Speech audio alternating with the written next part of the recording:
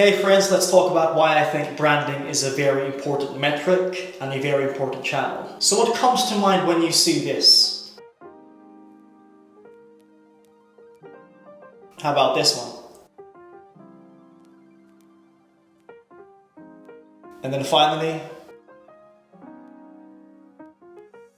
what is a brand? For me, a brand is essentially a feeling that your audiences feel when they interact with you or your business. It's also an evolving relationship built on trust and consistently meeting expectations or consistently meeting your promise. So here's a quote by Martin Neumer, who's the author of The Brand Gap. He's an author that writes about branding, creativity, design, and innovation, so I'd recommend checking him out.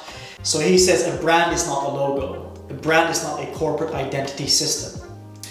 It's essentially it's a person's gut feeling about your product, service, or business because it depends on others, i.e. your audience, for its existence. It must become a guarantee of trustworthy behavior. So going back to what I said earlier, essentially it's a consistent feeling that your audience feels about you, and it's fundamentally built on trust, i.e. it's a relationship.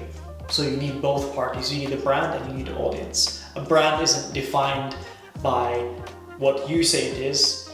A brand is defined by what they say it is. So let's talk about why I think brand or branding is a metric. Even though at first glance when you hear metric, you're thinking of numbers, KPIs, spreadsheets. Branding or brand is something you can actually measure. You can measure its impact, right? You can measure brand memorability.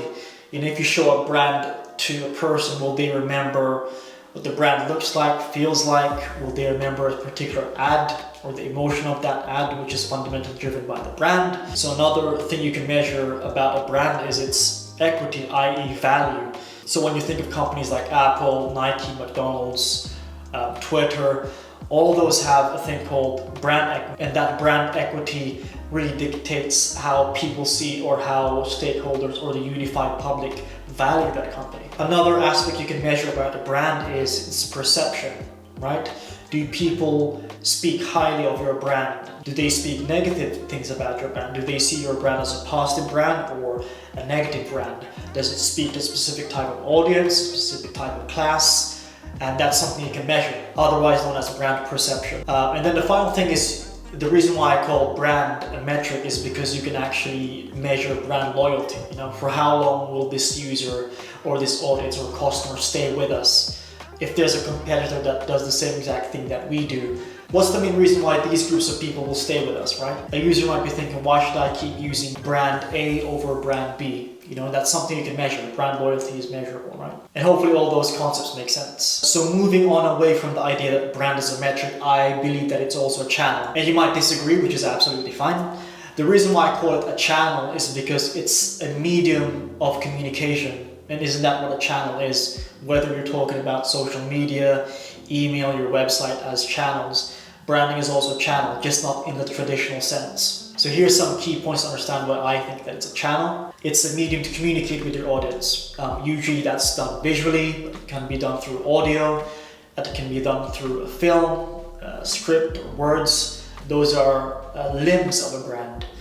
Another point is your ability to scale a specific campaign or initiative, i.e. emphasize a specific message. And a great example of that is, when Nike partnered up with Colin Kaepernick for their campaign, there was a positive message to that. Again, that's another form of communicating an idea from point A to point B. Another reason why I call branding a channel is because it's something you can systemize, right? And what I mean by that is you're able to dissect what is it that works about our brand currently, what doesn't, what can we improve, what can we, i.e. systemize, what can we cut off, what can we add. So hopefully now it's starting to make sense why I think branding is a channel. And then combining those two ideas, right, branding as a metric and branding as a channel, I think we're still at the transition point where a lot of people don't really attach the idea of brand to business, right?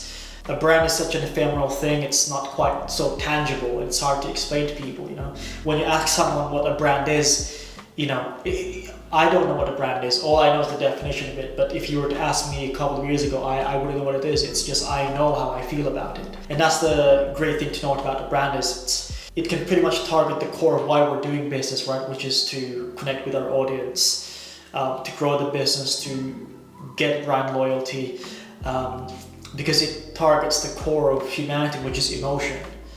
And branding is really a way to emphasize an emotion. And if you come to really think of it, whether you agree or not, 99% of your decision making is emotional based. So if you look at all the things you've done prior, you might have thought you were being strategic, that you were very neutral, and that you were very systemized in your approach to decision making. But if you really look back, I can guarantee it was very emotion based, whether it was low or high state. So let's get a bit more practical. How can we actually use brand to drive digital growth? Very obvious, but brand awareness, right? We can use a brand as a way to introduce ourselves to newer audiences or audiences we've had before. We can also use a brand to establish trust, which is a primer for selling to people, right? People only buy from you usually for 3 different reasons. One is they need you, second is they like you, or third and finally is they trust you. And I would rather bet on the latter, which is trust, because that's a hard thing to build. And it's, again, going back to the idea of a relationship. A brand can also be used as a tribe or as a way to build a tribe or community audiences. And that leads on to the next point, is that a brand that builds a tribe can then drive customer loyalty and advocacy, right? You want to have people that buy from you or engage with you, stay with you, but more importantly, at one point you want to turn them into advocates, right? They start to preach or communicate about your product or brand. They start to become advocates or referrers of you. And in many ways, that's free advertising for you as a brand. So another reason why I want to use brand for digital growth is a way to differentiate from your competition. So imagine this scenario. You've got hundreds of cameras in front of you. They all have different brand names, but they all pretty much look the same and they pretty much look fairly similar. What happens is that you have decision fatigue, and when you have decision fatigue, you don't make a decision. So one of the fundamental reasons why branding was invented, or I guess emphasized, was a way to differentiate or to make your product or business stand out. And that's the same exact concept when you're in competition with other people, is you want to differentiate, and a brand is one of those ways to do it. And finally, a brand can help you increase perceived value. And when you can convince someone that something is more valuable by perception, the post effect of that is actually the product becomes more valuable, right? In terms of price point, in terms of how people see it, and more importantly, how people use it. When someone buys a Rolex, they're not buying a Rolex to check the time. They're buying it because of the status that it makes them feel and the status that it projects, i.e. the emotion that it gets. And that's perception, because that's not the actual truth, right? I may see someone wearing a Rolex and think, oh, they're an idiot for buying a watch that's £250,000. Whereas another person might see someone wearing a Rolex and say, wow, I respect that person for working hard enough to buy an expensive watch. So a brand can help you increase the value of your business or your product by perception, which at the end of the day might potentially increase your bottom line revenue. So what do you think of branding? Is branding more of a buzzword? Do you think there's merit to it in terms of how to improve a business? What are your general thoughts about it? Let me know in the comments below. Thank you for watching the video. Till next time.